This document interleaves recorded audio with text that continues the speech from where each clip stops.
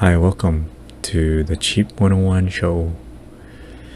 So today is July 4th, 2021. Happy 4th of July. Episode 5. Today we're going to be talking about how I use my password keeper or any kind of password keeper, browser.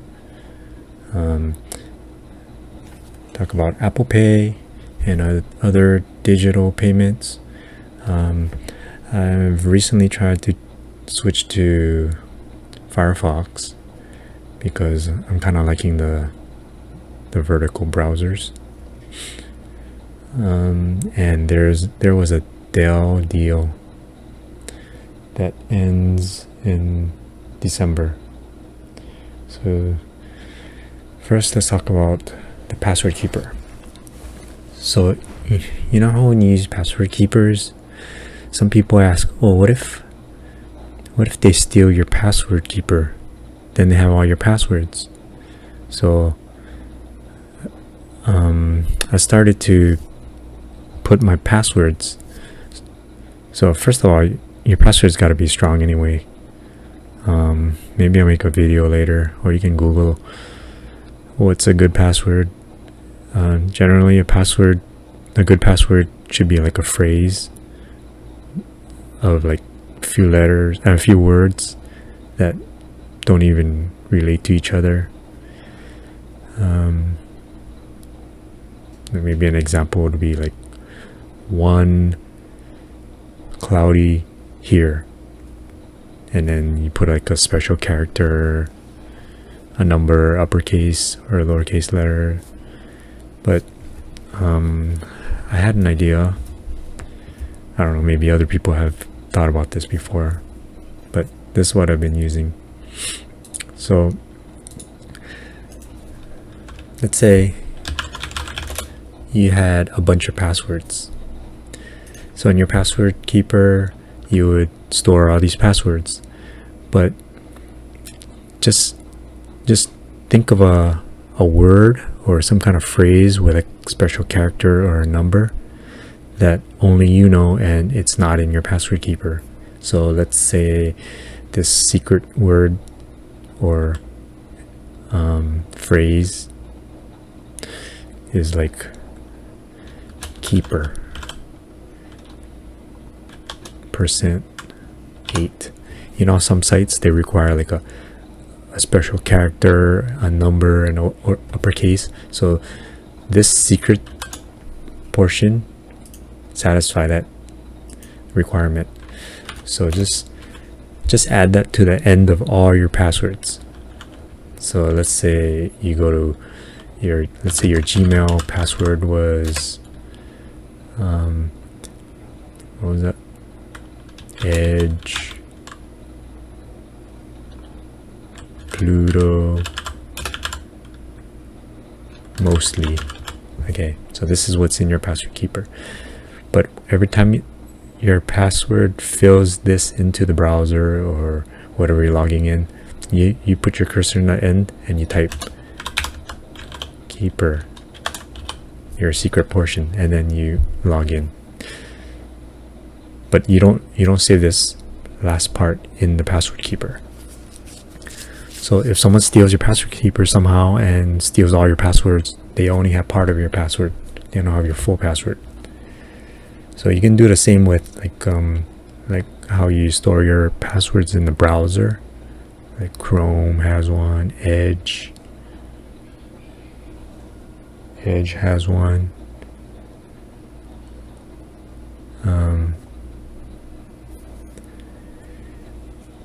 Firefox has one. And then there's one I use for my phone, so it's called 1Password. I was able to find the perpetual version, so you pay one time and then you get to use it and some additional features. But I think they're trying to make you do a subscription service now. So I don't know, there's a lot of other password keepers out there. But anyway, if you still have questions on how I use it, or if you think this is a bad way, or if someone can steal your password that I didn't think of, leave me a comment or email me, and I'll correct myself, give you credit for proving me wrong. Okay. Anyway, you can Google what other kind of password keepers there are out there. So the next topic is Apple Pay. So Apple Pay, about a year ago, I started using it. I put on my credit cards into I use an iPhone, so into my Apple Wallet, and every time I buy things at the supermarket, I have an Apple Watch. So good thing about the Apple Watch is you don't have to unlock your watch if it's already locked. So you just double click one of the buttons on the side, and then you get to choose which credit card you want to use and just put up to the reader, and it processes faster than if you use a chip or swiping your credit card. It's also safer because when you use Apple Pay, a digital credit card number, and it's not your credit card, the actual credit card number that it uses, so it's encrypted and it's a different number and it's faster. Yeah, try it. But not everywhere takes it. I live in Hawaii. Not everywhere takes it, especially like some of the restaurants. So because we have this contactless thing we're trying to adopt, some places still require you to sign using a pen, which I bring my pen in whenever I go out. There's other digital payments, PayPal, Venmo. I think PayPal and Venmo are like related or some same company. And then there's Google Pay, which I haven't tried much because I have Apple Pay. I'm sure it's got its benefits for Android users, maybe, because Android users probably can't use Apple Pay. So yeah, the first time I used Apple Pay, I'm like, wow, this is fast, this is good. And I don't carry as much credit cards anymore. I used to carry maybe 10 to 15 credit cards. Each one has its benefits, but now I have it on my phone.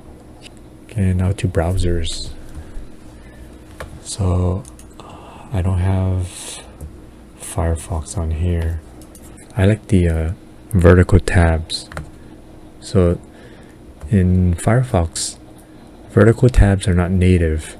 You still need a plugin, but after you install the plugin, your tabs still show up horizontally on the top, but there's a tweak you can do to remove it, so all you have is the tabs on the left, and it's I don't know, I like it a lot.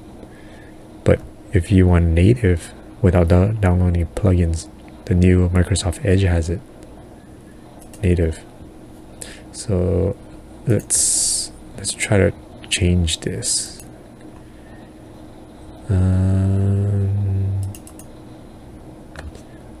I use Chrome on here because I sync bookmarks from another computer to Chrome. But see how these tabs are horizontally? So there's a way to change it to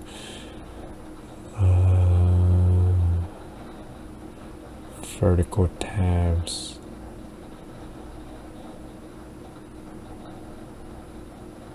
Maybe it's in settings.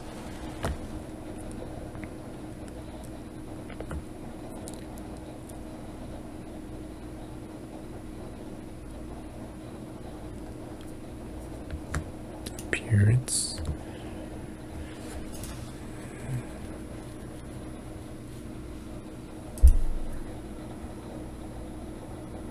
Let's do Google search.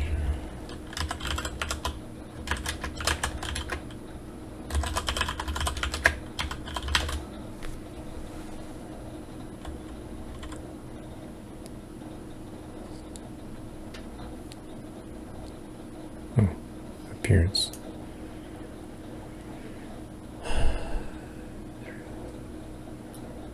Settings, appearance. Did I miss it? Oh, there. Turn on vertical tabs, and it's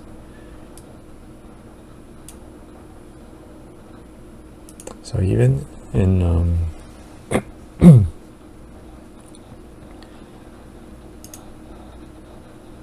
in Firefox, so they have these containers where you can separate your, let's say, your work stuff from your personal stuff, or from when you use the computer, or your girlfriend, or your wife, or a sibling, or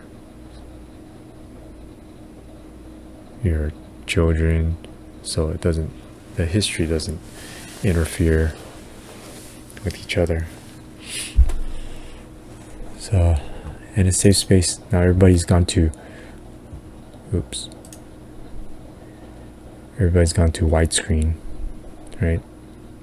So there's more space on the left and the right, whereas the top and bottom has less space. But that's vertical tabs, and I'm liking the Firefox. I don't know about Chrome. Maybe it's because it's getting boring. I don't know. Okay, so next topic. There was a deal that I saw this morning, and I go to slickdeals.net for my deals and news, and I found this Dell deal. So you get 10% cash back up to $1,500 on purchases on Dell.com. So you can combine this with Slick Deals cash back 2.5%, or you can use Ebates on Dell.com or Rakuten. So Dell today gives you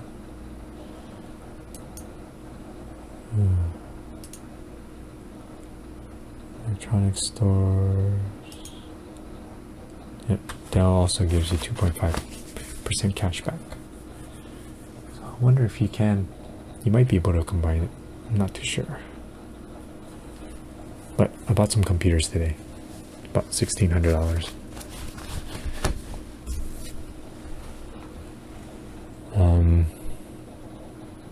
Here, this is the information. I'll put it in the show notes. So everything I have to talk about today, I'll leave in the show notes. So it ends in December 15th, and you can get this 2.5 cash back on slickdeals.net. 10% cash back. Okay, so it's July, and there's new 5% cash back categories. And for our favorite credit cards, there is the old Chase Freedom, which is grocery stores and select streaming services. Discover, you get 5% for restaurants and PayPal, up to $1,500. City Dividend, gas stations, and home improvement. And I just got this card, which you can choose a new category, but I already chose it ahead of time, and I just found this one. It's a new one. It gives you points. I've never seen it before. I might apply for this, but these categories look gardening, Amazon, might be good to have. Travel. Yeah, I'm gonna try apply for this one. The ABOC Platinum Rewards card. So 5% on travel this quarter for this card. So I'll put links in the show notes.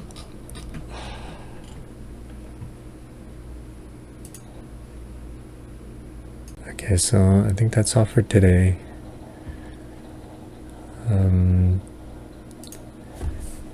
I haven't received my City Custom Cash card yet.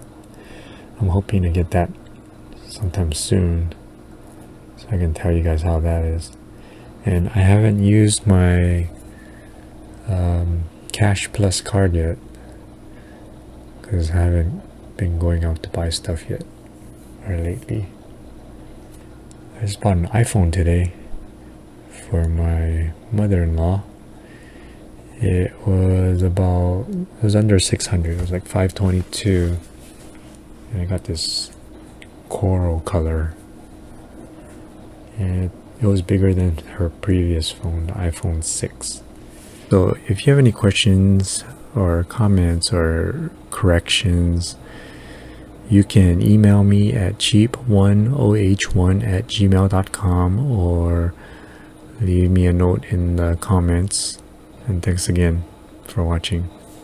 Please like, subscribe, tell your friends. Thank you.